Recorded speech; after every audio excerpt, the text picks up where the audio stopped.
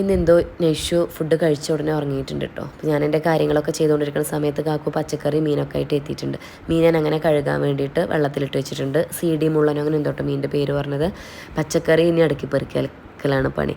എനിക്കത് ഭയങ്കര ദേഷ്യമാണ് കേട്ടോ. പച്ചക്കറി ഇങ്ങനെ കൊടുന്നത് സെപ്പറേറ്റ് ചെയ്ത് വെക്കുന്നത് എനിക്ക് ഇഷ്ടമില്ലാത്ത പണിയാണ്. പക്ഷേ അതവിടെ ഇട്ടാൽ പിന്നെ അത് ചെയ്യൂല. അപ്പോൾ കയ്യോടത് വന്ന ഉടനെ തന്നെ സെറ്റാക്കി വെക്കുകയാണ്. പിന്നെന്താ, നാളത്തേനുള്ള ഉപ്പേരിക്കുള്ളതൊക്കെ അരിഞ്ഞ് വെക്കാനുണ്ട്. നാളെ 8:30 എനിക്ക് ക്ലാസ് ഉണ്ട്. ഞാൻ നേരത്തെ വീഡിയോയിൽ പറഞ്ഞിട്ടുണ്ടായിരുന്നല്ലോ. അപ്പോൾ വഴുതനങ്ങയാണ് അരിഞ്ഞ് വെക്കുന്നത് കേട്ടോ.